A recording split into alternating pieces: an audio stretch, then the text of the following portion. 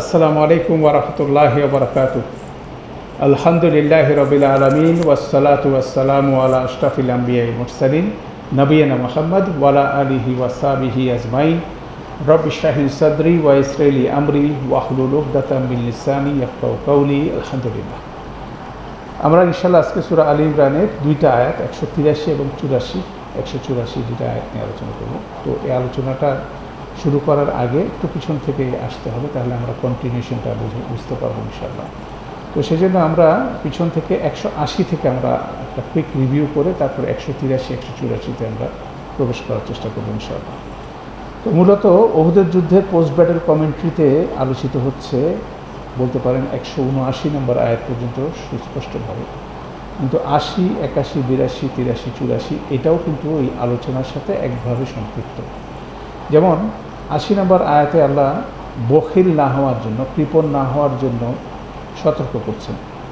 তো কৃপণতা বিপরীত হচ্ছিল দান না করে মানুষ কৃপণ হচ্ছে, কনসেপ্টটা ছিল এরকম। তো ওহুদের যুদ্ধের প্রেক্ষাপটে আলোচনার মধ্যে প্রথমে প্রারম্ভিক সেকেন্ড সাবজেক্টটা ছিল এটা, যে মানুষ কিভাবে তার ফাইন্যান্সিয়াল রিকোয়ারমেন্টটা ফুলফিল করবে যুদ্ধ সময় এবং যুদ্ধ পরবর্তী পরিস্থিতিতে, সেটা কোনো অবস্থায় রিবার মাধ্যমে হবে। আল্লাহ বলছিলেন, ইয়া আইয়ুহাল্লাযিনা আমানু লা তাকুলুর রিবা আদআফান মুদাআফা, যারা ঈমান এনেছো তোমরা কোনোভাবে দ্বিগুণ তিনগুণে হারে তোমরা সুদ খেও না। ওয়াত্তাকুল্লাহ, আল্লাহর ব্যাপারে তাকওয়া অবলম্বন করো, লাআল্লাকুম তুফলিহুন, তোমরা যাতে সফল হতে পারো। ওয়াত্তাকুন নার আল্লাতী উইদ্দাত লিল কাফিরিন, এবং সেই নারকে ভয় করো যেটা প্রস্তুত করে রাখা হয়েছে কাফেরদের জন্য। ওয়া আতিউল্লাহ ওয়া আতিউর রাসূল লাআল্লাকুম তুরহামুন বলার পরে তারপর আল্লাহ বলছেন, ওয়াসারিউ ইলা মাগফিরাতিন মির রাব্বিকুম ওয়া জান্নাতিন আরদুহাস সামাওয়াতি ওয়াল আরদ উইদ্দাত লিল মুত্তাকিন, এবং তোমরা তোমাদের রবের ক্ষমার দিকে এবং একটি জান্নাতের দিকে ধাবিত হও যেটার প্রশস্ততা হচ্ছে আকাশ জমিনের সমান, এটা মুত্তাকিদের জন্য তৈরি করা আছে। তারপর আল্লাহ বলছেন, আল্লাযীনা, এই মুত্তাকিরা কারা? আল্লাযীনা ইউনফিকুনা ফিস সাররাই ওয়াদ দাররাই ওয়াল কাযিমিনাল গায়জ ওয়াল আফিইনা আনিন নাস ওয়াল্লাহু ইউহিব্বুল মুহসিনিন। এই মুত্তাকি কারা? যারা প্রকাশ্যে গোপনে রাগ সম্বরণ করে অন্যকে নিঃস্বার্থভাবে ক্ষমা করে দান করতে থাকে।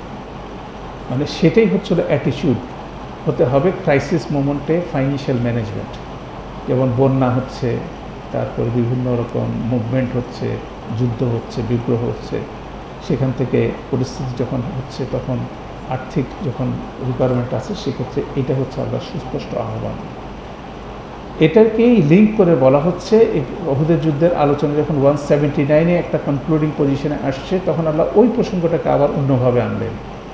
সেটা হচ্ছিল এটার সাথে লিঙ্কিং। সেটা বলা হচ্ছে, ওয়ালা ইয়াহসাবান্নাল্লাযিনা ইয়াবখুলুনা বিমা আতাহুমুল্লাহু মিন ফাদলিহি, যারা কৃপণতা করে তারা কোনোভাবে যেন না ভাবে যে আল্লাহ তাদেরকে করুণা স্বরূপ যা কিছু দান করেছেন সে বিষয়ে কৃপণতা করাটা তাদের জন্য কল্যাণকর। ঠিক আছে, ওয়ালা ইয়াহসাবান্নাল্লাযিনা ইয়াবখুলুনা বিমা আতাহুমুল্লাহু মিন ফাদলিহি হুয়া খায়রুল লাহুম, আল্লাহ বলছেন বাল হুয়া শাররুল লাহুম, সেটা তাদের জন্য অবশ্যই মন্দ। কেন মন্দ? সা, অতি শীঘ্রই ইউতাওয়াকুনা মা বাখিলু বিহি ইয়াউমাল কিয়ামা, এ গচ্ছিত সম্পদ কিয়ামতের দিন তাদেরকে পেঁচিয়ে ধরবে, এবং সেটা সংক্রান্ত রাসূলুল্লাহ সাল্লাল্লাহু আলাইহি ওয়াসাল্লাম হাদিসও আছে। ওয়ালিল্লাহি মিরাসুস সামাওয়াতি ওয়াল আরদ, আকাশ জমিনের সমস্ত উত্তরাধিকার আল্লাহর হাতে, আল্লাহর জন্য।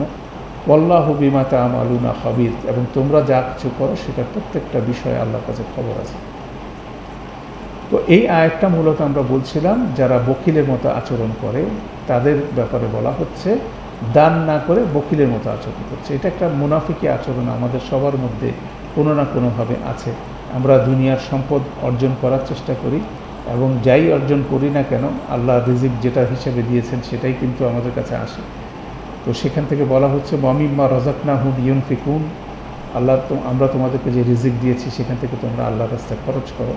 সে খরচ না করে আমরা বকিল হচ্ছি, মনে করছি এই দুনিয়ার সম্পদ জমা করে আমাদের কি হবে, আমাদের কল্যাণ হবে, আমাদের নিশ্চয়তা হবে এটা। তো সেটাকে ক্রিটিসাইজ করে আল্লাহ স্পেসিফিকলি এই আয়াতটা এখানে বলছেন। এবং বকিল না হওয়ার ব্যাপারে অনেক আয়াত, অনেক সূরা কোরআন মজিদের মধ্যে আছে। ওয়াইলুল্লি ওকে বলে,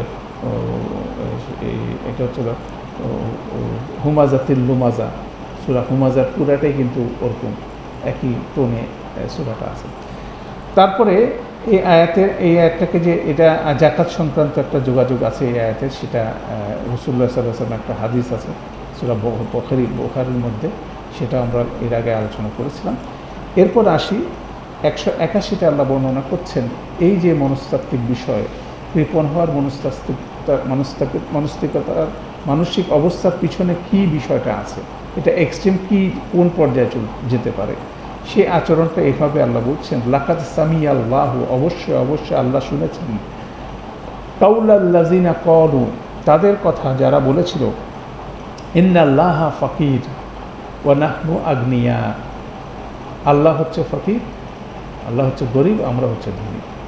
এটা একটা মুনাফিকি আচরণ বনি ইসরাইল কওমের মধ্যে। তারা বলেছিল, আবু বকর রাদিয়াল্লাহু তাআলা আনহুর সাথে একটা কনভারসেশনের হাদিসের মধ্যে রেকর্ড হয় যে আল্লাহ সংক্রান্ত এরকম বক্র কথা তারা বলছে, এবং ডেফিনেটলি তারা একটা রেফারেন্সে কথাটা বলার চেষ্টা করছে। সেটা কি, কোরআন মজিদে বলা হচ্ছে, আল্লাহ বলছেন, মানদাল্লাযী ইউকরিদুল্লাহ কারদান হাসানা, কে আছে যে আল্লাহকে উত্তম ঋণ দিবে। তখন এটার সাথে তারা বক্রতা যুক্ত করে বলছেন যে আল্লাহ তো উত্তম ঋণ চায়, দ্যাট মিনস যিনি ঋণ চায় তিনি হচ্ছে গরিব, আর যে ঋণ দেয় সে হচ্ছিল কি ধনী, সেই হিসাবে আল্লাহ হচ্ছে গরিব, আমরা হচ্ছে ধনী। এই ধরনের একটা বক্র আলোচনা মুনাফিকরা করছিল, ইহুদিরা করছিল। তো এই বিষয়টা বেসিক্যালি একটা মনস্তাত্ত্বিক বিষয়, কারো মনের মধ্যে থাকে, কেউ প্রকাশ করে এরকম একটা চিন্তা ভাবনা।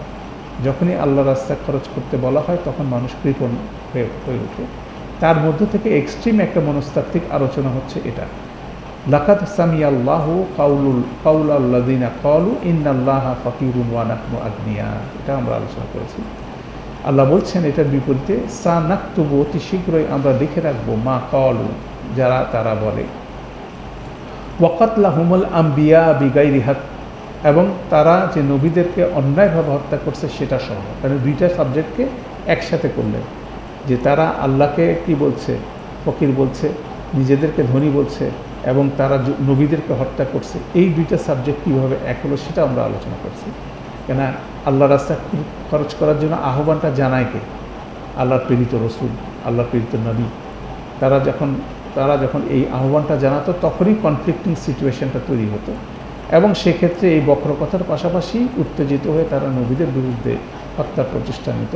সেই জন্য আল্লাহ দুইটা সাবজেক্টে একসাথে করে বললেন, তাদের এই কথার বিপরীতে আল্লাহ বলছেন, ওয়া নাকুলু, আমরা বলবো, যুকু আযাব আল হারিক, তোমরা কঠিন মর্মদায়ক ব্রেকিং ফায়ারের আযাবের স্বাদ আস্বাদন করো। তো সেখানেও একটা সুন্দর যোগাযোগ আছে, স্বাদ আস্বাদন করার কথা বলা হচ্ছে, কেন মুখ দিয়ে জিহ্বা দিয়ে যে কথা উচ্চারিত হচ্ছে, সেই উচ্চারিত কথার বিপরীতে সেই জিহ্বা দিয়ে কী করতে হবে, সে কঠিন শাস্তিকে কী করতে হবে, আস্বাদন করতে হবে। সেরকম একটা সুন্দর প্যারাগ্রাফ এখানে আছে। দ্যাট মিনস সেই জিনিসটাকেই আল্লাহ ক্রিটিসাইজ করলেন। তাহলে দেখা যাচ্ছে যে মুনাফিকি আচরণের মধ্যে একটা বক্রতা এখানে আছে, দান সংক্রান্ত আলোচনার বিপরীতে এই কাজটা হচ্ছে, এবং সেভাবে এটা উহুদ যুদ্ধের পোস্ট ব্যাটল কমিটির সাথে কানেক্টেড হচ্ছে। হওয়ার পরে তারপরে যে জিনিসটা আসছে সেটা হলো এভাবে, যে এই আয়াতকে আরও কোয়ালিফাই করা বলা হচ্ছে, যালিকা বিমা কদ্দামাত আইদিকুম, এই যে আযাবুল হারিক তোমাদেরকে আস্বাদন করানো হবে, সেটা তো তোমাদের হাতের কামাই। আল্লাহ বলছেন, যালিকা বিমা কদ্দামাত আইদিকুম, এটা তোমরা প্রতিদিনের বেসিসে এটা কী করে সামনের দিকে প্রেরণ করছো। বিমা কদ্দামাত আইদিকুম যে বলা হচ্ছে, তোমাদের হাত যা সামনে প্রেরণ করেছে। দ্যাট মিনস মানুষ কন্টিনিউয়াসলি কি ফিউচারের জন্য ভালো মন্দ দুইটা কাজই করে, ভালো কাজও করে মানুষ, মন্দ কাজও করে। ভালো কাজ তাকে জান্নাতে নিয়ে যাবে, মন্দ কাজ তাকে জাহান্নামে নিয়ে যাবে। অতএব এটা একদিনের অর্জন না, এটা দেরি, রিপিটেটিভলি সেটা অর্জন করছেন। এবং এই রিপিটেটিভলি কাজটাকে করার মধ্যে তারা এত বেশি আসক্ত ছিল, তারা বড় মাত্রায় জুলুম করেছিল। কিন্তু আল্লাহ, তারা মনে করতে পারে যে আল্লাহ আমাদের এই কাজের জন্য কি আমাদেরকে আযাবুল হারিক দিল। আল্লাহর সাথে সাথে বলছেন, ওয়া আন্না আল্লাহ লাইসা বিযাল্লামিল আবিদিন, আল্লাহ কোনো অবস্থায় আল্লাহ তার আবিদদের প্রতি কোনোভাবে জল্লাম না, তিনি বারবার জুলুম করেন এরকম বিষয় না, বরঞ্চ বান্দাই কি করে জুলুম করতে থাকে। তার এই কাজটা করার কোনো যুক্তিকতা নাই, কেননা সে ওয়ামিমা রাযাকনাহুম ইউনফিকুন, এই রিজিক দিছে আল্লাহ, সে আল্লাহর রিজিক আল্লাহর রাস্তায় খরচ করতে বলছে, সেখানে সে কার্পণ্য করছে কেন, তাই না? তাহলে এটা একটা কনসেপ্ট টোটালি আলোচনা হচ্ছে। তাহলে আমরা একটা কনসেপ্ট আলোচনা করলাম, একটা বনি ইসরায়েলদের একটা বক্র আলোচনা এখানে আলোচিত হলো। এরপরের আয়াতে বেসিক্যালি বনি ইসরায়েলদের আরেকটা আলোচনা শুরু হচ্ছে 183-তে। ওই এর আগের সেকশনে, এই ছোট 3টা সেকশনের মধ্যে আমরা দেখলাম তারা বলছে আল্লাহ সম্পর্কে একটা বক্র কথা, আল্লাহ হচ্ছে ফাকির আর তারা হচ্ছে জ্ঞানী। হ্যাঁ, এখানেও সেই আল্লাযিনা বলে বলা হচ্ছে, আল্লাযিনা মানে তারাই, যারা আগের কথাটা বলছে তারা আরও কিছু কথা বলে, ঠিক আছে না? তারা আরও কি কথা বলে সেটাকে আল্লাহ বলছেন, আল্লাযিনা ক্বালু, যারা বলেছিল, ইন্নাল্লাহা আহিদা ইলাইনা, নিশ্চয় আল্লাহ আমাদের কাছে অঙ্গীকার নিয়েছেন বা আমাদেরকে আদেশ করেছেন, আল্লাহ নুমিনা লি রসুলিন, যাতে করে আমরা একজন রসুলকে কোনোভাবে মেনে না নেই, হাত্তা, যতক্ষণ না, ইয়াতিয়ানা বিকুরবানিন তাকুলুহুন্না, যতক্ষণ পর্যন্ত না তিনি সেই রসুল একটা কোরবানি নিয়ে না আসে এবং এটাকে যতক্ষণ পর্যন্ত না খায়, মানে এটা আক্ষরিক বাংলা। বিষয়টা হচ্ছিল সেই কনসেপ্টটা যেটা আমরা হাবিল কাবিলের স্টোরি থেকে জানি, যদিও কোরআনে স্পষ্ট করে সেই আগুন খেয়ে ফেলেছিল তার কোরবানিটা এরকম কথা নাই, সেটা সূরা মায়দায় যদি যান সেখানে যে বিষয়টা পরিষ্কার করে আছে। 27 নম্বর আয়াতে বলা হচ্ছে, আর তাদের কাছে সঠিকভাবে বর্ণনা করো 2 আদম সন্তানের কাহিনী, কেমন করে তারা উভয়ে কোরবানি করেছিল, কিন্তু তা কবুল হলো তাদের একজনের কাছ থেকে আর অপরজনের কাছ থেকে তা গৃহীত হলো না। সে বলল, নিশ্চয়ই আমি তোমাকে খুন করব, যার কবির নামও এখানে মেনশন নাই, পরে আমরা হাদিসের রেফারেন্স থেকে জানি হাবিল কাবিলের বর্ণনা। সে বলল, আল্লাহ কবুল করেন শুধু ধর্মভূলদের থেকে। সেখানে তাদেরকে দুজনই কোরবানি অফার করেছিল। হ্যাঁ, সে একজনেরটা আগুন পুরাই ফেলছিল আকাশ থেকে, এসে তারটা কবুল হলো, আরেকটা কবুল হলো, এরকম একটা স্টোরি আমরা আমাদের ট্রেডিশনের মধ্যে জানি। বেসিক্যালি সেই স্টোরিটাকে এখানে ট্যাগ করা হয়েছে, এটা বনি ইসরায়েলদের ট্র্যাডিশনের মধ্যেও আছে, সেটার রেফারেন্সে তারা রাসূলুল্লাহ সাল্লাল্লাহু আলাইহি সাল্লামকে অপদস্থ করার চেষ্টা করছে, রসুল হিসেবে ওনাকে মানতে চাচ্ছে। বেসিক্যালি না মানতে চাওয়ার অর্থটা কি, সেই রসুল তাদেরকে আল্লাহ রাস্তায় খরচ করতে বলছে, সেটা তারা মানবে না মেনে তারা রসুলের অথেন্টিসিটি নিয়ে তারা চ্যালেঞ্জ করবে। বেসিক্যালি এটাই তো তাদের কোর্স অফ অ্যাকশন। সেই কোর্স অফ অ্যাকশনটাকে এখানে আল্লাহ এক্সপোজ করছেন। তারা বলছে যে আল্লাহ আমাদের কাছ থেকে অঙ্গীকার নিয়েছেন, আমাদেরকে আদেশ দিয়েছেন, যতক্ষণ পর্যন্ত না একজন রসুল কোরবানি উপস্থাপন করবে, আল্লাহ এটা আগুন দিয়ে না খাওয়া পর্যন্ত তাকে রসুল হিসেবে মানা যাবে না। এরকম একটা থিওরি তারা কী করছে, উপস্থাপন করছে। যেমন এর আগের আয়াতের মধ্যে কিছু, মানদাল্লাযী ইউকরিদুল্লাহ কারদান হাসানা, কে আছে যে আল্লাহকে উত্তম ঋণ দিবে, সে আয়াতটাকে রেফারেন্স করে তারা একটা কথা বলল। তাহলে এই কথাটা কিসের রেফারেন্সে বলল? তখন বিবলিক্যাল স্টাডি যেটা করা হয় সাধারণত কোরআন বিশ্লেষণের ক্ষেত্রে, কোরআনে যখন বলে তাদের বিষয়ের কথা, তখন এটা গবেষণা করে দেখা হয় তাদের টেক্সটের মধ্যে এটা কীভাবে বলা আছে। সেখানে টেক্সট গবেষণা করে দেখা গেছে যে সেখানে এই ঘটনার বর্ণনা আছে। ঘটনার বর্ণনাটা এভাবে আছে যে একজন নবী, তিনি মুশরিকদের কাছে দাওয়াত দিচ্ছেন, সে দাওয়াতের পর্যায়ে তিনি একটা কোরবানি অফার করলেন, আল্লাহর কাছে বললেন, আল্লাহ এই কোরবানিটা তুমি কবুল করে তাদেরকে দেখায় দাও। তখন আল্লাহ সেই কোরবানিটা কবুল করলেন, আগুন এসে সেটা খেয়ে ফেললো এবং মুশরিকদের সামনে একটা মুজিজা উপস্থাপিত হলো। দ্যাট মিনস নবী রিকোয়েস্ট করছেন, আল্লাহ সেটা অ্যাকসেপ্ট করছেন, এরকম একটা বিষয়। দ্যাট মিনস এটা এই না যে আল্লাহ বলে দিচ্ছেন যে যতক্ষণ এটা নবুয়তের কোনো প্রমাণ হিসাবে এটাকে স্পষ্ট করেন। সেকেন্ড যেটা ইনসিডেন্স বিবলিক্যাল স্টাডির মধ্যে আছে, সেটা হচ্ছিল হারুন আলাইহিসসালাম এবং মুসা আলাইহিসসালাম। মুসা আলাইহিসসালাম যখন হারুন আলাইহিসসালামকে ওনার সহযোগী হিসাবে পাওয়ার জন্য আল্লাহর কাছে দোয়া করলেন, আল্লাহ কবুল করলেন, তখন ওনারা দুইজনই আল্লাহ রসুল হলেন। তো হারুন আলাইহিসসালামের নবুয়তের বিষয়টা প্রমাণের ব্যাপারে এই কোরবানির ঘটনাটা সেখানে ঘটেছিল। তাহলে সেটার মাধ্যমে হারুন আলাইহিসসালাম আল্লাহর কাছে অ্যাকসেপ্টেড হচ্ছে অ্যাজ এ রসুল হিসাবে, সেটার একটা প্রমাণের বিষয় সেখানে ছিল, সেরকম একটা ঘটনা ঘটছিল, সেটাও তাদের এখানে লেখা আছে। কিন্তু মুসা আলাহিসাল্লামের ক্ষেত্রে তো এই ঘটনা আসেনি, ইব্রাহিম আলাইসাল্লামের রেফারেন্সে কোথাও এই ঘটনা আসেনি, কিন্তু তারা তো রসুল। ইব্রাহিম আলাইসাল্লাম, মুসা আলাহিসাল্লাম তারা রসুল, ঈসা আলাহিসাল্লাম রসুল। তাহলে সেক্ষেত্রে তাদের ক্ষেত্রে তো এই মিরাকলস আসে না। তো এটাকে কিভাবে তারা রসুলুল্লাহ সাল্লাল্লাহু সাল্লামের ব্যাপারে, ওনার অ্যাকসেপ্টেন্সের ব্যাপারে প্রি রিকুইজিট হিসেবে তারা উপস্থাপন করতেছে, এটা তারা নিজেরা বানাইছে। এই যে বলল না যে ইন্না আল্লাহ আহিদা ইলাইনা আল্লাহ নুমিনা আলী রসুলিন হাত্তা তাতিয়ানা বিকুরবানিন তাকুলুহুন্না, একজন রসুলকে ততক্ষণ পর্যন্ত তারা মেনে নিবে না যতক্ষণ পর্যন্ত সে একটা কোরবানি পেশ করবে এবং আগুন সেই কোরবানিটা কী করবে, ভক্ষণ করে নেবে। এই যে তত্ত্ব তারা করতেছে সেটারও কিন্তু কী আছে, বিবলিক্যাল রেফারেন্স আছে। কিন্তু সেক্ষেত্রে কোনো অবস্থাতে আল্লাহ এরকম কোনো কন্ডিশন বা এরকম কোনো বিষয় আল্লাহ বলেন নাই। এরকম ঘটনা আছে, কিন্তু ঘটনাটা এটা না যে তাদের কাছে ওয়াদা নিয়েছে তোমরা এরকম না হলে রসুলকে গ্রহণ করবো না, এরকম বিষয় না। তাহলে এই যে ফাইন টুইস্টিংয়ের ব্যাপারটা, এটা কিন্তু রিলিজিয়াসের ধর্মের মধ্যে কিন্তু রিলিজিয়াস টেক্সটের সাথে কন্টিনিউয়াসলি ওলামারা করে থাকে। পূর্ববর্তী যারা আহলে কিতাবের যারা জ্ঞানী ব্যক্তি ছিল তারা কিন্তু এই কাজটাই করে গেছে, সেটা দুইটা এক্সাম্পল এখানে সাইট করা হচ্ছে, উদাহরণ দেওয়া হচ্ছে। এটা হচ্ছে গুরুত্বপূর্ণ বিষয়। তো এটা দেওয়ার মানে অর্থ হলো এটা যে তারা করছে, তোমরা এটা করো না। এটা হচ্ছে কন্টিনিউয়াসলি সতর্কবাণী কোরআন মজিদে যে পূর্ববর্তী কিতাবদের নিয়ে যখন আলোচনা হয়, সেটা যেমন পূর্ববর্তী কিতাবদের ব্যাপারে বলা হচ্ছে, পাশাপাশি যারা বর্তমানে কিতাব প্রাপ্ত হচ্ছে, সর্বশেষ কিতাব প্রাপ্ত হচ্ছে, তারাও যাতে এই কাজের মধ্যে নিজেরা ইনভলভ না হয়, সেই কনসেপ্টটাই এখানে আবার উচ্চারিত হচ্ছে দুইটা এক্সাম্পলের মাধ্যমে। সূরা বাকারাতে এর বিস্তৃত আলোচনা আছে, আমরা সামনে দেখব এই আলোচনাটাই এক্সটেন্ডেড হচ্ছে, এই আলোচনাটা সামনে আবার আসতেছে।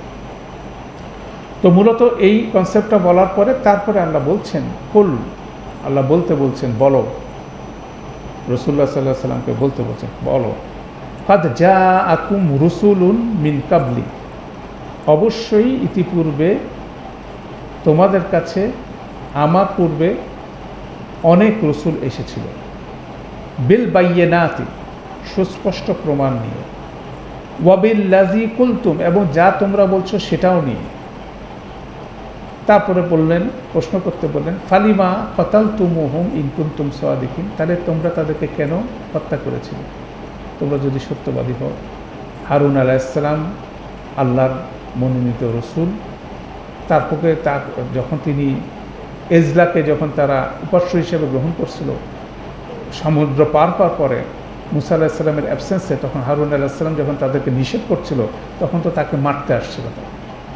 হারুন আলাইহিস সালামকে তাকে মারার জন্য তারা উদ্যত হয়েছিল। সেই কথাগুলো কিন্তু এখানে বলছে যে সেই এক্সাম্পলটা তো আছেই, তো তোমরা যদি মেনে থাকো তাকে রসুল আল্লাহর তরফ থেকে, সেই প্রমাণ নিয়ে আসার পরেও যদি তাকে, সুস্পষ্ট প্রমাণ নেওয়ার পরেও যদি তাকে তোমরা রসুল হিসেবে তাহলে মানো, তাহলে তাকে হত্যা করছে না কেন, বা তারা তাকে হত্যার উদ্যোগ কেন নিয়েছিল?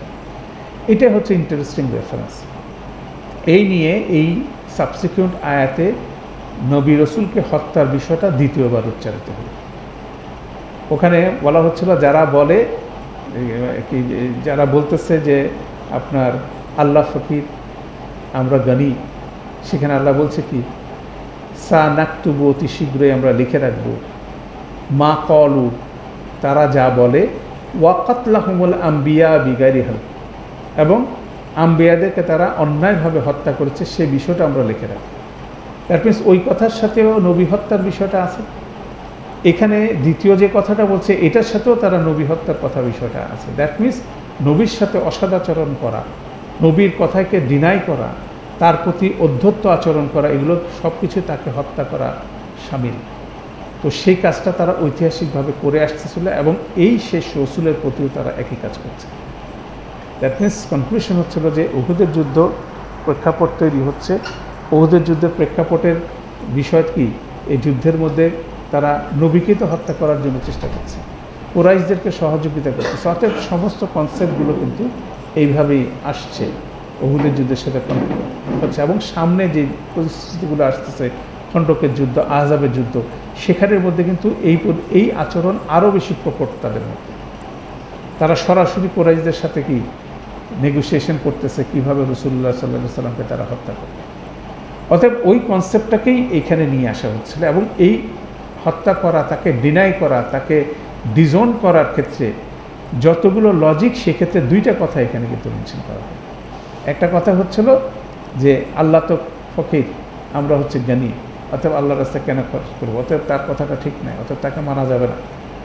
তারপরে সে যদি নবী হয়ে থাকে তাহলে তো সে কোরবানি পেশ করলো না কেন, যেটা আগুন খেয়ে নেবে, সেটাও তো করে না, অতএব সে নবী না, অতএব তাকে ডিনাই করো, অতএব তাকে ডিনাই করো, সে আমাদের বিরুদ্ধে কাজ করছে, তাকে হত্যা করো। অতএব তাদের সেই ওলামারাই কিন্তু সে ফতোয়াটা দিচ্ছে, বনি ইসরায়েলের ওলামা, সেটাকে আল্লাহ এখানে কনডেম করতেছেন, তাই না?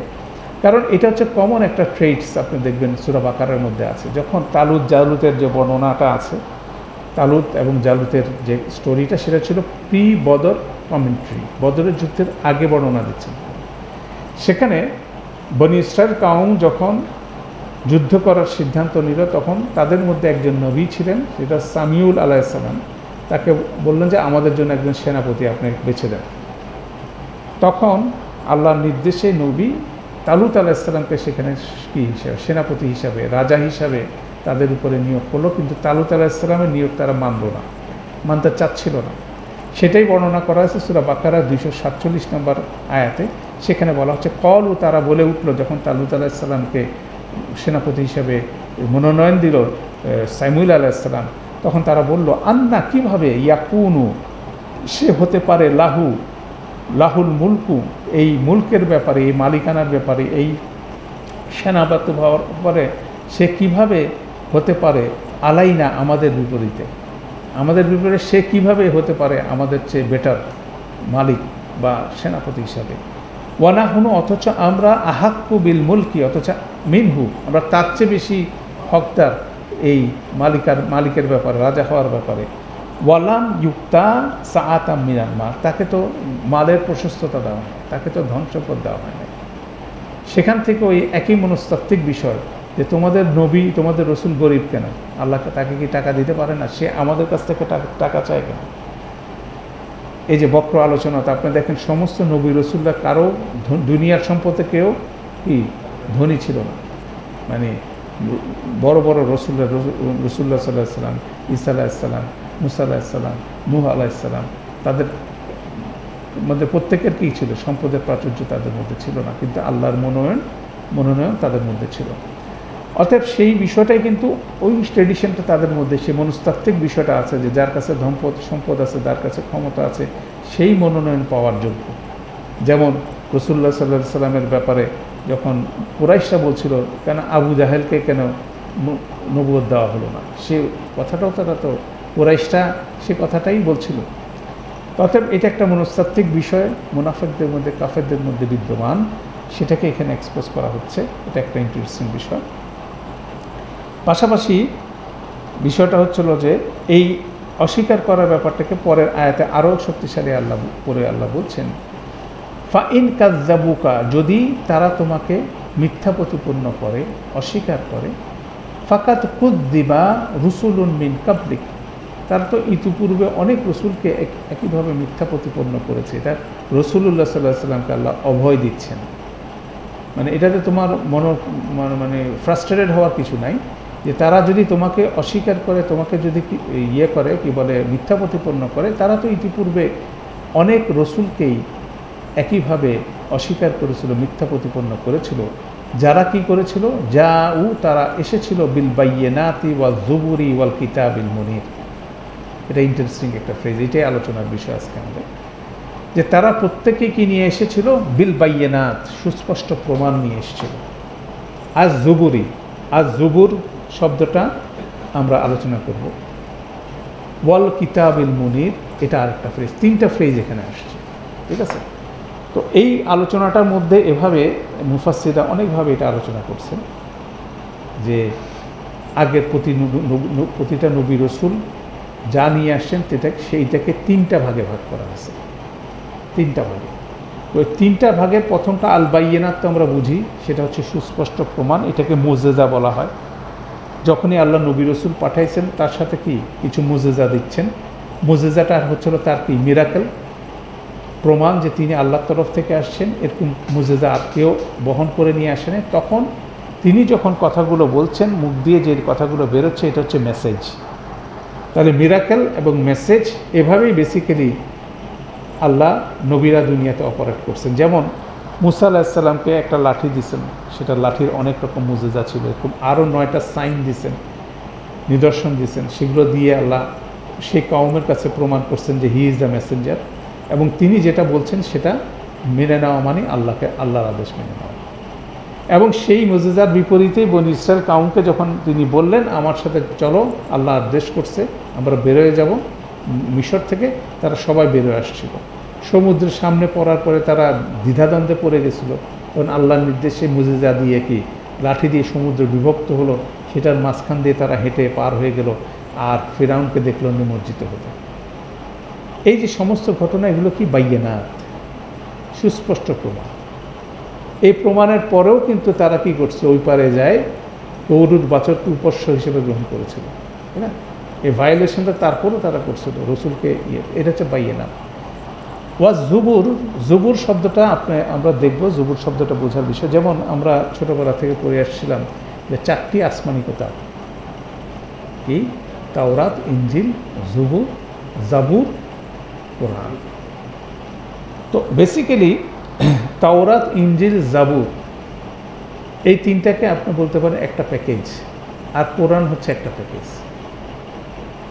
যেমন কোরআন মজিদে যদি আপনি সুস্পষ্টভাবে দেখেন, এই জাবুরের কথাটা এভাবে বলা হচ্ছে যে ওয়া আতাইনা দাউদা জাবুরা, ওয়া আতাইনা দাউদা জাবুরা। এটা সূরা নিসার মধ্যে আছে, সূরা বনী ইসরায়েলের মধ্যে আছে, ঠিক আছে? তো দাউদ আলাইহিস সালামকে জাবুর দেওয়া হয়েছে, সেখান থেকে বলা হচ্ছে জাবুর হচ্ছিল কি আসমানি কিতাব, ঠিক আছে? তাওরাতের কথা বলা হচ্ছে, ইনজিলের কথা বলা হচ্ছে, জাবুরের কথা বলা হচ্ছে, কোরআনের, এভাবেই বেসিক্যালি আসছে। কিন্তু এখানে যে শব্দটা ব্যবহার হচ্ছে জুবুর, জাবুর এবং জুবুরের মধ্যে পার্থক্যটা আছে। একটা এক বচন বলছে, একটা বহু বচন বলছে। জুবুর শব্দটাও অনেক জায়গায় ব্যবহার হচ্ছে, সেই জুবুরের ব্যবহার আর জাবুরের ব্যবহার একরকম না। এভাবে দেখেন, বিল বাইয়িনাতি ওয়াজ জুবুরি, এটা সূরা নাহলের 43 নম্বর আয়াতের মধ্যে 44 নম্বর আয়াতে সেখানে বলা আছে বিল বাইয়িনাতি ওয়াজ জুবুরি। এটাও একই রকম আলোচনা, স্পষ্ট প্রমাণাবলী ও জবুর নিয়ে। এখানে জবুরটাকে কিন্তু ট্রান্সলেশন করে না, ট্রান্সলেটার, ঠিক আছে? জাবুর নিয়ে। আবার জুবুর বলতে টুকরো টুকরো করে কাটা, সেটাকেও বলা হচ্ছে, এটা আরেকটা ইউজ আছে। তারপরে এখানে জুবুরিল আউয়ালিন, পূর্ববর্তীতে ধর্মগ্রন্থকে জেনেরিক ফর্মে জুবুর বলা হচ্ছে, ঠিক আছে? পূর্ববর্তী স্ক্রিপচার, এভাবে যদি আপনি দেখবেন এটার অনেক রকম এরকম আছে। জুবুর নথিপত্রকে বলা হচ্ছে। সূরা কামারের শেষে ওয়াকুল্লু শাইইন ফাআলুহু ফিজ জুবুর, তারা প্রত্যেকে যা কিছু করে সেটা আজ জুবুরের মধ্যে কি লিখিত অবস্থা আছে, ঠিক আছে? কুল্লু সাগিরিন ওয়া কাবিরিন, ছোট হোক বড় হোক সব জুবুরের মধ্যে লেখা আছে। তাহলে জুবুর বলতে বোঝা যাচ্ছে এক ধরনের স্ক্রিপচার বলা যাচ্ছে, এক ধরনের রেকর্ড বলা হচ্ছে। হ্যাঁ, এখানে যদি আলোচনা করেন তো এটা যখন এভাবে ব্যবহার হচ্ছিল, এই কিতাব এরকমভাবে আমরা যে আয়াতটা আলোচনা করছি, একই রকম সিমিলার আয়াত আছে সূরা ফাতিরের 25 নম্বর আয়াতে, একই রকম আয়াত, হু বলতে পারেন, কপি পেস্ট, একটু ডিফারেন্স আছে। সেখানে দেখেন কি আছে, ওয়া ইন ইউকাযযিবুকা, যারা গ্রামার বুঝেন, এখানে আমরা পড়তেছি কি ফাকাত কুযযিবুকা, ফা ইন কুযযিবুকা, এখানে প্যাসিভ ফর্মে বলা হচ্ছে। যদি প্যাসিভ না, ওয়া ইন ফা ইন কাযযাবুকা অতীতকালে বলা হচ্ছে, যদি তারা তোমাকে মিথ্যা প্রতিপন্ন করে। আর এখানে বলা হচ্ছে ওয়া ইন ইউকাযযিবুকা, যদি তারা বারবার তোমাকে মিথ্যা প্রতিপন্ন করে। এখানে প্রেজেন্ট টেন্স ব্যবহার মানে রিপিটিটিভলি, প্রেজেন্ট টেন্সের একটা মোড হচ্ছে রিপিটিটিভলি জিনিসটা করা। ওয়া ইন ইউকাযযিবুকা, যদি তারা তোমাকে বারবার কি করে, অস্বীকার করে, তোমাকে মিথ্যারোপ করে। ফাকাদ কাযযাবাল্লাযীনা মিন ক্বাবলিহিম, অবশ্যই যারা তাদের পূর্বে ছিল তারাও কি করছে, মিথ্যা প্রতিপন্ন করেছে। যা আদহুম রুসুলুন, তাদের কাছে রসুলগণ এসেছিল, বিল বাইয়েনাতে বিল জুবুরি বিল কিতাবিল মুবিন। সেখানেও বাইয়েনাতের কথা বলা হচ্ছে, জুবুরের কথা বলা হচ্ছে, কিতাবিল মুনিরের কথা বলা হচ্ছে। ডিফারেন্সটা হচ্ছে এখানে দেখেন প্রতিটা ফ্রেজের সামনে বা প্রিপোজিশন আসছে। বিল বাইয়েনাতি ওয়া বিজ জুবুরি ওয়া বিল কিতাবিল মুবিন, বা আসছে। আর আমাদের এখানে এখন যেটা আলোচনা, একটা বা দিয়ে বাকিগুলো সবগুলোর সাথে আতফ হয়ে গেছে। ওখানে বেশি এমফেসিস, এখানে লেস এমফেসিস। এটার পৌরাণিক বিষয় আছে কিনা, ওখানে খুব এমফেটিক টোনে এটা আলোচনা হচ্ছে। সেখানে গবেষণা করে দেখা গেছে এই আলোচনাটা সূরা ফাতিরের, আমরা যেমন 25 নম্বর আয়াতটা দেখতেছি, সূরা ফাতিরের 4 নম্বর আয়াতে দেখেন, ওয়া ইন ইউকাযযিবুকা ফাকাদ কুযযিবাত রুসুলুন মিন কাবলিক ওয়া ইলাল্লাহি তুরজাউল উমুর। একই রকম আয়াত আলোচনা শুরু হয়েছে 4 নম্বর আয়াতে। বেসিক্যালি রসুলদেরকে মিথ্যা প্রতিপন্ন করার যে বিষয়টা, এটা সিম্পলভাবে 4 নম্বর আয়াতে আলোচনা হয়েছে। তারপর 4 থেকে বলতে পারেন 24 নম্বর আয়াতে এই সাবজেক্টটাকে ডিটেইল ওয়েতে আলোচনা করার পরে খুব জোরের সাথে সেই আয়াতটা আবার এখানে ফিরে আসছে। তাহলে লিঙ্কিংটা হচ্ছিল সূরা ফাতিরের 4 নম্বর হচ্ছে ফার্স্ট ব্র্যাকেট, 25 নম্বর হচ্ছে সেকেন্ড ব্র্যাকেট। প্রথমে সাবজেক্টটা ইন্ট্রোডিউস করা হলো, আর যখন এটা কনক্লুড করা হলো জোরের সাথে সেই জিনিসটা বলা হলো। বলার জন্য এখানে দেখেন বিল বাইয়েনাতে বিজ জুবুরি বিজ কিতাবিল মুবিন, বা বা বা বা 3টা বা ব্যবহার হচ্ছে। এগুলো অসাধারণ এক্সপ্রেশন কোরআন মাজিদের মধ্যে। তো সেই জিনিসটা থেকে দেখা যায় যে জুবুর শব্দটার মধ্যে যে মুফাসসিরদের আলোচনা, সেখান থেকে যে আমরা দেখি জুবুর শব্দটাকে রেফারেন্স করা হচ্ছে একটা কূপের সাথে। পানি তোলার যে কূপ, আমরা যদি আগের দিনের কূপগুলো দেখি, এখন কি হয়, একটা পাইপ ড্রিল করে ঢুকানো হয়, সাথে আপনি টিউবওয়েল লাগাচ্ছেন অথবা পাম্প লাগাচ্ছেন। এটা হচ্ছে এখনকার টেকনোলজি। আগের দিনের টেকনোলজি এটা ছিল না। যখন টিউবওয়েল ছিল না, পাম্প ছিল না, তখন কি করত, মানুষ একটা গোল করে গর্ত করত, গোল করে গর্ত করে নিচের দিকে যেত, যেখানে পানি পেত সেই জায়গা পর্যন্ত পানি যাওয়ার পরে তারা কি করত, সেই কূপটাকে চারপাশে পাথর দিয়ে বা ইট দিয়ে বা একটা প্রোটেক্টর দিয়ে এটাকে প্রোটেক্ট করতে, যাতে আশেপাশের থেকে জিনিসটা যাতে ভেঙে না পড়ে। দ্যাট মিনস কূপটাকে বাধাই করার যে বিষয়টা, এই বাধাই করার বিষয়টাকে বলা হয় জুবুর, যাতে এটা ভেঙে না পড়ে। আপনি যদি কল্পনা করেন যে কূপের, আপনি যদি কূপ দেখে থাকেন, তাহলে এটা যাতে ভেঙে না পড়ে, এই কনসেপ্টটা বেসিক্যালি জুবুর শব্দের মধ্যে রিলেটেড। যে কোনো কিছুকে ভেঙে পড়া থেকে প্রতিরোধ করতেছে সেটা। যেমন ধরেন একটা তলোয়ার বানানো হবে, একটা ছাঁচ বানানো হচ্ছে, সেখানে গলিত লোহা ঢালা হচ্ছে, এই ছাঁচটাকেও তারা কি বলতেছে, জুবুর। কেন সেটা কি করতেছে, জিনিসটাকে ভেঙে পড়া থেকে প্রতিরোধ করতেছে, একটা সাইজ দিচ্ছে, একটা শেপ দিচ্ছে। তো এই জুবুর শব্দটাই বেসিক্যালি বলা হচ্ছে যে কিতাবের, যে আল্লাহর কিতাবের যে স্পিরিটটা, এটাকে জুবুর বলা হচ্ছে। যেমন কিতাবের মধ্যে কি আছে, আইন আছে, ল আছে। আপনি কেন হালালের কথা বলা হচ্ছে, হারামের কথা বলা হচ্ছে, কোনটা করণীয় কোনটা বর্জনীয়, রুলস অ্যান্ড রেগুলেশন আছে। এবং এই রুলস অ্যান্ড রেগুলেশনকে কেন ধারণ করতে হবে, সেই স্পিরিচুয়ালিটিটা কি, সেই স্পিরিচুয়ালিটিটা হচ্ছিল আল্লাহর ব্যাপারে প্রেইজ, প্রশংসা, জান্নাত জাহান্নাম সম্পর্কে ইনফরমেশনস, হ্যাঁ, আল্লাহর প্রশংসা, আল্লাহর হামদ, আল্লাহর মহত্ব ঘোষণা, মহিমা ঘোষণা, এগুলো কিন্তু সবগুলো কিসের পাটে পড়ে, জুবুরের পাটে পড়ে। এগুলো আপনাকে আমাকে ইন্সপায়ার করে ওই আইন কানুনগুলো মেনে নিতে। তো এই জন্য আপনি যদি দেখেন যে তাওরাত দেওয়া হয়েছিল, তাওরাত মূলত ছিল একটা আইনের বই, রুলস অ্যান্ড রেগুলেশনস, 10 কমান্ডমেন্টস। এটা স্টার্ট উইথস কি, 10 কমান্ডমেন্টস। পরবর্তীতে সেই আইন নিয়ে মানুষ যখন খুব বেশি শক্ত হয়ে গেল, মানুষ খুব বেশি যখন আইন কানুন মানে, তখন মানুষের মধ্যে কি স্টিফনেস চলে আসে, ফ্লেক্সিবিলিটি চলে যায়, স্পিরিটটা চলে যায়। সেই স্পিরিটটা ইনস্টল করার জন্য বেসিক্যালি জুবুর আসছিল। সেখানে প্রেইজ, প্রশংসা এবং সচেতনতা, অ্যাওয়ারনেস, ইমান, এই বিষয়গুলোকে কি সমুন্নত করার জন্য যে সুন্দর সুন্দর টেক্সট আছে, সেটাই হচ্ছে বেসিক্যালি জুবুর। আমি যদি চিন্তা করি, আমাদের কোরআনের মধ্যে এগুলো সব কিছু আছে। আগে ছিল তাওরাত, তাওরাতের পরে জবুর আসছে, জাবুর আসছে, জাবুরের পরে ইঞ্জিল আসছে। জাবুর ইঞ্জিল বেসিক্যালি স্পিরিচুয়ালিটিকে কী করছে, বুস্ট আপ করছে। কেন বনি ইসরায়েল কাউমের মধ্যে স্পিরিচুয়ালিটি চলে গেছিলো, তারা খুব বেশি ফিকি হয়ে গেছিলো। ফিকি মানে হচ্ছিল ফিকিশ, আমরা যদি এখনকার ল্যাঙ্গুয়েজে বলি, তারা বেশি খুব কায়দা করে কীভাবে, যেমন অজু করতে হলে 10 রকম নিয়ম নিয়ে তারা ব্যস্ত, কিন্তু অজু করে সালাত আদায় করে যে আল্লাহ সচেতনতা নিজের মধ্যে ধারণ করতে হবে এর ব্যাপারে তারা গাফেল। যেমন যে জিনিসটা আমাদের মধ্যে আছে, আমরা সালাত আদায় করার ব্যাপারে খুব আগ্রহী যারা আমরা সালাত আদায় করি, কিন্তু এটার যে এফেক্ট, এটার যে ইম্প্যাক্ট আমার জীবনে আসা উচিত সেটার ব্যাপারে আমরা গাফেল। আল্লাহ সচেতনতা আমাদের মধ্যে বাড়তেছে না। সালাত আদায় করার পরে আমরা অশ্লীল কাজ থেকে নিজেকে কী করতে পারতেছি না, রক্ষা করতে পারতেছি না। কেন সালাত ইনস্টিটিউশন নিয়ে আমরা ফিকিশ হয়ে যাচ্ছি। আমরা কিভাবে এটাকে স্ট্রাকচার ওয়াইজ মেকানিক্যালি কীভাবে করতে হয় সেটা নিয়ে আমরা খুব বেশি কি আলোচনা করছি, গবেষণা করছি, কিন্তু এটার স্পিরিচুয়ালিটি কী হওয়া উচিত সেটা নিয়ে কোনো আলোচনা নেই। কথাগুলো ঠিকই বলছি। সূরা ফাতিহা হচ্ছিল একটা কি জুবুর, সূরা ফাতিহা হচ্ছিল আলহামদুলিল্লাহি রাব্বিল আলামিন, সমস্ত হামদ আল্লাহ, আর রহমান আর রাহিম, মালিক ইয়াউমিদ্দিন, এর আল্লাহর পরিচয়।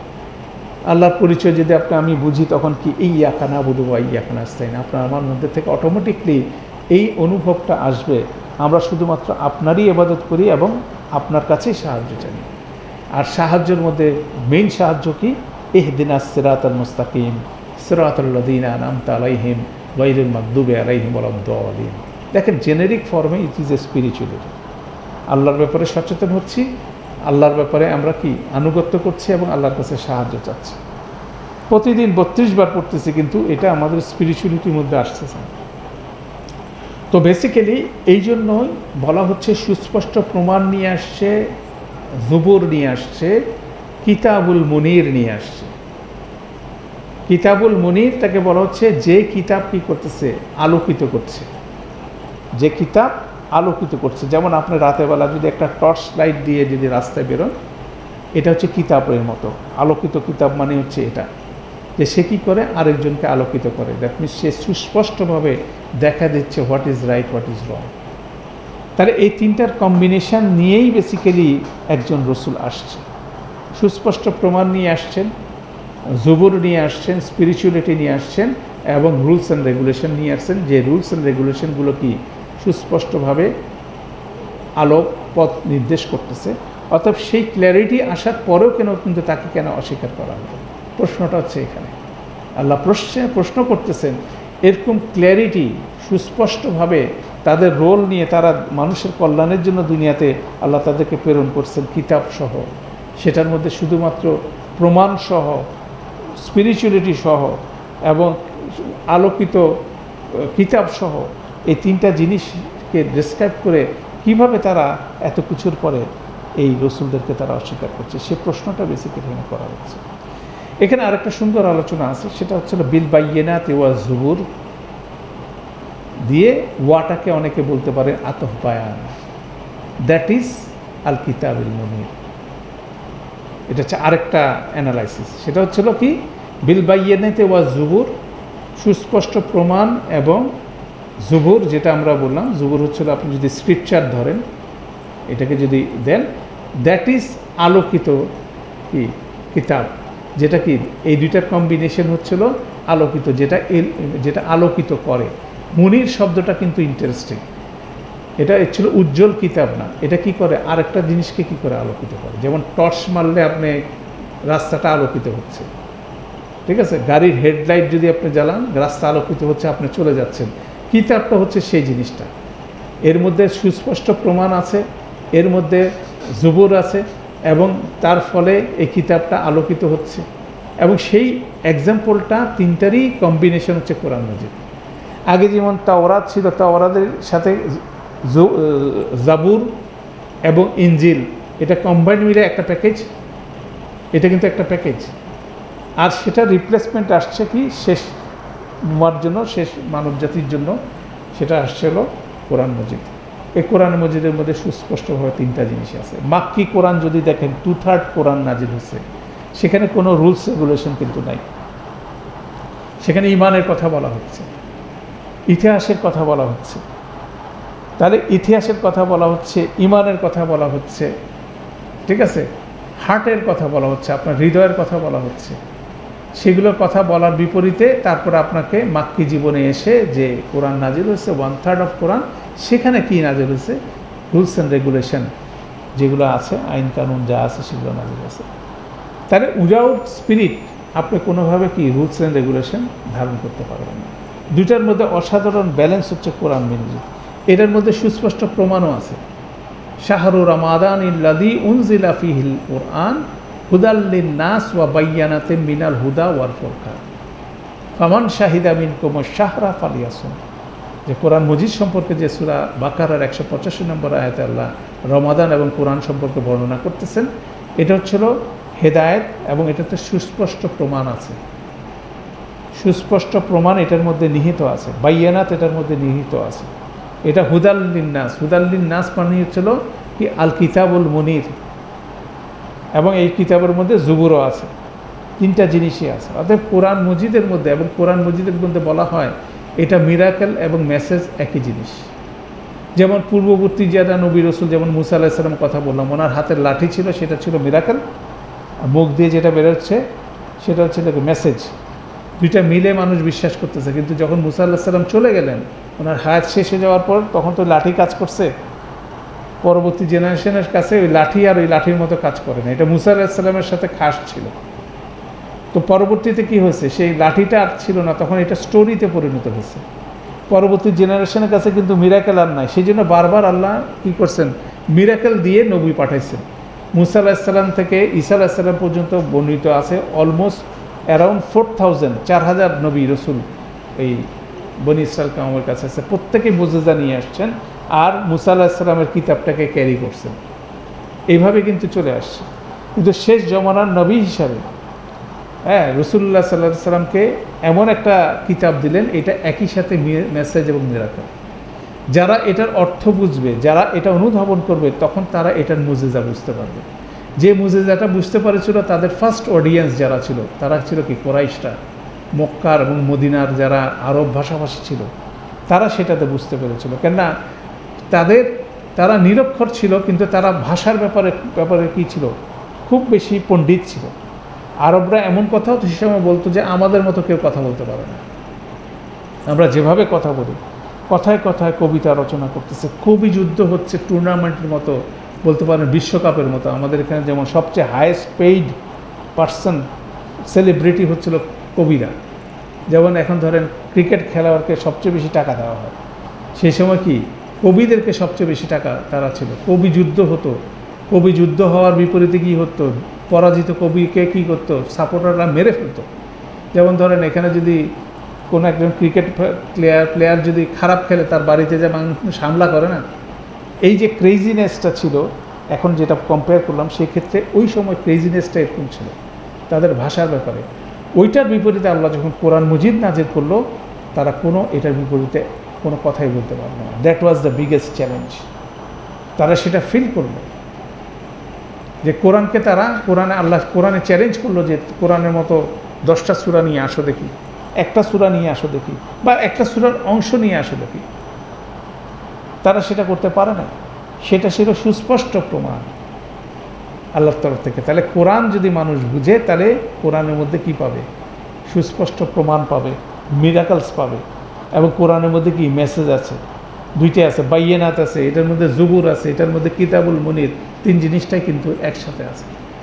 তো সেই জিনিসটা আল্লাহ এখানে স্মরণ করাচ্ছেন যে ইতিপূর্বে নবী রাসূলরাই এই তিনটা এলিমেন্টস নিয়ে আসছিল, কিন্তু তারপরেও তারা আলোকিত না হয়ে সেটাকে কী করলো, তাদেরকে অস্বীকার করলো। সে অস্বীকার করার পিছনে নিশ্চয়ই তাদের দুনিয়ার কোনো হিসাব, ফাইন্যান্সিয়াল হিসাব। যেমন আবু লাহাব কেন ডিনাই করলো রাসূলুল্লাহ সাল্লাল্লাহু আলাইহি ওয়াসাল্লামকে, আবু জাহেল কেন ডিনাই করলো? কেননা যদি রাসূলুল্লাহ সাল্লাল্লাহু আলাইহি ওয়াসাল্লামকে অ্যাকসেপ্ট করা হয়, তাহলে কি তাদের প্রতিপত্ত, তাদের ধন সম্পদের জায়গায় কী সমস্যা হয়। আবু লাহাব নোমর, মানে মক্কার সে ট্রেজারার ছিল। তো সে চিন্তা করতেছে যে এক আল্লাহ, তাও আবার দেখা যায় না, তাহলে আমার ব্যবসার কী হবে। এবং 360টা মূর্তি তার এখানে আছে, 360টা গোত্রের সাথে তার একটা লিঙ্ক আছে। তারা প্রতি বছর কি আসে সেগুলোকে পূজা করতে এসে তাকে সালামি দিয়ে যায়, অতএব সেটা তার একটা বিশাল আর্নিং সোর্স। এখন যদি এই সব ভেঙে ফেলা হয় তাহলে তার ব্যবসার কী হবে? তখন সুস্পষ্ট প্রমাণের পরও রাসূলুল্লাহ সাল্লাল্লাহু আলাইহি ওয়াসাল্লামকে সেই গোষ্ঠী তারা কি করছে? ডিনাই করছে। ঠিক একইভাবে মক্কার যারা আহলি কিতাবের ওস্তাদ ছিল তারা সুস্পষ্টভাবে রাসূলুল্লাহ সাল্লাল্লাহু আলাইহি ওয়াসাল্লামকে চিনছে। সূরা বাকারায় সে স্পষ্টভাবে সে বয়ান আছে। তারা যেভাবে তাদের সন্তানকে চিনে ঠিক একইভাবে তারা এই রসুলকে চিনে। তারপরেও তারা কেন ডিনাই করলো? কেন ডিনাই করলো? এভাবে যে তাদের এত বছরের স্কলারশিপ কী হয়ে যাচ্ছে? নাই হয়ে যাচ্ছে। তারা সাধারণ মানুষে পরিণত হচ্ছে, তো সেটা তারা মেনে নিতে পারছে না। ঠিক আছে, তাদের এই কিতাবের সাথে তাদের ব্যবসা বাণিজ্যেরও ব্যাপার ছিল। অতএব এই সব কারণেই তারা কি সুস্পষ্ট প্রমাণ আসার পরেও তারা কি করছে? এই কিতাবকে ডিনাই করছে। অতএব আল্লাহ সুবহানাহু ওয়া তাআলা তার রসুলকে অভয় দিয়ে বলছেন, ওয়া ইন কাযযাবুকা ফাকাদ কুযযিবা রুসুলুন মিন কাবলিক। তারা যদি তোমাকে অস্বীকার করে, মিথ্যা প্রতিপন্ন করে, ইতিপূর্বে তোমার পূর্বে তো যারা রসুল আসছিল তাদেরকেও করছে, এবং তারাও তোমার মতো কি নিয়ে আসছিল? জাউ বিল বাইয়িনাতি ওয়া যুবুরি ওয়াল কিতাবিল মুনির। কোনো কিছু কমতি কিছু নিয়ে আসে না, সব কিছু নিয়ে আসছিল। তারপর তারা তোমাকে অস্বীকার করছে। অতএব তুমি কি করো না? তুমি দুঃখিত হো না। কেন এর আগেই আল্লাহ বলছেন, ওয়ালা ইয়াহজুনকাল্লাযীনা ইউসারিউনা ফিল কুফর। যারা কুফরের মধ্যে নিমজ্জিত হয়ে আছে, যারা প্রতিযোগিতা করে কুফরের মধ্যে রয়েছে, তারা যাতে তোমাকে কি করে না? তোমাকে দুঃখ না দেয়। মানে তারা কেন তারা এই পথে চলতেছে সেটা নিয়ে তুমি বেশি চিন্তা করার কিছু নাই। তাদের পরিণতি তারা ভোগ করবে। অর্থাৎ তোমার কাজ তোমাকে করতে হবে। এটা কিন্তু গুরুত্বপূর্ণ লেসন আমাদের জন্য। আমরা ব্যস্ত থাকি ও কি করতেছে, ও কি করতেছে। কুফর যারা করে, যারা ইসলামের বিপরীতে কাজ করে, তাদেরকে নিয়ে আমরা খুব বেশি কনস্পিরেসি থিওরি নিয়ে ব্যস্ত। তো কনস্পিরেসি থিওরি নিয়ে আমাদের এত চিন্তা করার দরকার নেই। আমাদের যে কাজটা, সে কাজটা ঠিক মতো করতে পারতেছি কিনা, আল্লাহ যে আমাদেরকে কিতাবটা দিচ্ছে সেটা কি আমরা বুঝে পড়তে পারছি কিনা, আল্লাহর সাথে 5 ওয়াক্ত সালাতে আমরা কানেক্টেড হতে পারছি কিনা, এটা জরুরি। কিতাবের সাথে যদি সম্পর্ক থাকে, ঈমান সমুন্নত থাকবে। আর কিতাবের সাথে যদি সম্পর্ক না থাকে, ঈমান আপনি ধরে রাখতে পারবেন না। It is guaranteed. অতএব কিতাবের সাথে 5 ওয়াক্ত সালাত পড়া, সালাতের মধ্যে কোরআন মজিদ যা পড়ছি সেটা বুঝে পড়া, তারপরে পাশাপাশি প্রতিনিয়ত বোঝার চেষ্টাকে আরও সামনের দিকে নিয়ে এগিয়ে নিয়ে যাওয়া। যেমন আমরা আজকে সকালে ফজরের পরে বসছি, সেই উদ্দেশ্যেই বসছি যে কোরআনের সাথে যাতে আরেকটু বেটার সম্পর্ক আমাদের হয়। সূরা আলী ইমরানের এই 2টা আয়াত যাতে আরেকটু বেটার ওয়েতে বুঝতে পারি। এটা যখন পড়ি আরও বেটার হতে হবে। তাহলে এটা যখন আপনি পড়তে থাকবেন, কী করবেন? এটা আলোকিত করতেছে, সমস্ত ডার্কনেস দূর করে দিয়েছে, সমস্ত কনফিউশন। কেন দুনিয়াতে তো যারা ইসলামের বিপরীতে চলে তারাই তো দুনিয়ার সম্পদে কি তারা ক্ষমতাবান। আল্লাহ বলছে এগুলো কোনোভাবে তোমাকে যাতে কি না করে, ডিসিপ না করে। তুমি এটাতে দুঃখিত হওয়ার কোনো কিছু নাই। আলটিমেটলি মানুষের কি রিটার্নটা কোথায় আছে? আখিরাতে আছে। অতএব এই কনসেপ্টগুলো কিন্তু বারবার ঘুরে ঘুরে আসছে। এবং উহুদের যুদ্ধের প্রেক্ষাপটে আল্লাহ কেন বলছেন? কেননা সেখানে মুশরিকরা সেখানে আধিপত্য বিস্তার করছিল উহুদের যুদ্ধে। অতএব মুসলিমদের ফ্রাস্ট্রেটেড হওয়ার কিছু না। মুসলিমরা ক্ষতিগ্রস্ত হয়েছে ফিজিক্যালি, বলতেছে আল্লাহ বলছে এখানে তোমাদের ফ্রাস্ট্রেটেড হওয়ার কিছু নাই। এগুলো সবগুলো কি পরীক্ষা, তোমার ঈমানকে সমুন্নত করার জন্য এই পরীক্ষাগুলো সেট করা হয়েছে। আর তারা যে কাজগুলো করে গেছে, যুগের পর যুগ করে গেছে, এবং তাদের সবার পরিণতি ভয়াবহ। সুস্পষ্টভাবে সেই কথাটাই বলছে, রিপিটেটিভ মেসেজ। আপনি দেখবেন কোরআন মজিদে একটা মেসেজই বিভিন্নভাবে রিপিট হয়ে আসতেছে। তো সেই আলোচনায় আমরা বেসিক্যালি এই 2টা আয়াত আলোচনা করলাম আজকে। পরের সাবজেক্টটা যেহেতু একটু ডিফারেন্ট হবে, সেই জন্য আমরা আজকে আলোচনার মধ্যে ঢুকলাম না। পরে 85, 86, 87 আমরা হয়তো একসাথে আলোচনা করব। সেটা শুরু করে আজকে সেশনটা আমরা শেষ করছি। খুব প্রোফাউন্ড একটা আয়াত, 185 নম্বর আয়াত। খুব সুন্দর তেলাওয়াত আছে। বিভিন্ন কারীরা এই আয়াতটাকে স্পেশালভাবে তেলাওয়াত করে। কুল্লু নাফসিন যায়িকাতুল মাউত। প্রত্যেকটা নাফসকে মৃত্যুর স্বাদ আস্বাদন করতে হবে। দেখেন, স্বাদ গ্রহণ করার কনসেপ্ট কিন্তু এর আগে পড়ে আসছে। কি বলছে আল্লাহ? ফানাকুলু যুকু আযাবাল হারিক। তোমরা আযাবাল হারিকের স্বাদ আস্বাদন করো। ওইটাকে প্যারালাল করে কুল্লু নাফসিন যায়িকাতুল মাউত, প্রত্যেক নাফসকে মৃত্যুর স্বাদ গ্রহণ করতে হবে বা করবে। ওয়া ইন্নামা তুওয়াফাউনা উজুরাকুম ইয়াউমাল কিয়ামা, কিয়ামতের দিন প্রত্যেককে তার উজুর, তার রিটার্ন, সে যা কিছু অর্জন করেছে সেটা পরিপূর্ণভাবে ফেরত দেওয়া। ফামান যুহজিহা আনিন নারি ওয়া উদখিলাল জান্নাহ ফাকাদ ফাজ, যাকে আগুন থেকে রক্ষা করা হবে, বহু দূরে সরিয়ে নেওয়া হবে এবং জান্নাতে প্রবেশ করা হবে, সেই হচ্ছে আলটিমেট সাকসেসফুল। ওয়ামাল হায়াতুদ দুনিয়া ইল্লা মাতাউল গুরুর, এই দুনিয়া হচ্ছে একটা প্রতারণার বিষয়। এই দুনিয়াটা আপনাকে আমাকে কি করতেছে? প্রতারিত করতেছে। এই টোটাল কনসেপ্টটা খুব পাওয়ারফুল একটা কনসেপ্ট, একটা বলতে পারেন সর্বজনীন একটা আয়াত, যে কোনো জেনেরিকভাবে এটাকে আলোচনা হতে পারে। আমরা নেক্সট ক্লাসে আমরা সেই আলোচনাটা করার চেষ্টা করব। পাশাপাশি এই আয়াতের সিরিজে কেন এখানে আয়াতটা প্লেস করা হয়েছে, আগে পিছনে যে আয়াতগুলো আছে, যে কনটেক্সটে উহুদের যুদ্ধের কনটেক্সটে আয়াতে আলোচনা করা হচ্ছে, এটা কেন আলোচিত হয়েছে, এই দুইটা কিউরিসিটি আমরা নেক্সট ক্লাসে আমরা মিট করার চেষ্টা করবো ইনশাআল্লাহ। আল্লাহ আমাদের জন্য সহজ করুন। একইভাবে এই আয়াতটা এর পরের আয়াতটার সাথে কানেক্টেড আপনারা করে দেখতে পারেন ইনশাআল্লাহ। তো আলহামদুলিল্লাহ আমরা আজকে ক্লাসটা করতে পারলাম। তো আমরা আজকে এখানে শেষ করছি। সুবহানাকাল্লাহুম্মা ওয়া বিহামদিকা আশহাদু আল্লা ইলাহা ইল্লা আনতা আস্তাগফিরুকা ওয়া আতুবু ইলাইক। আসসালামু আলাইকুম ওয়া রাহমাতুল্লাহি ওয়া বারাকাতুহু।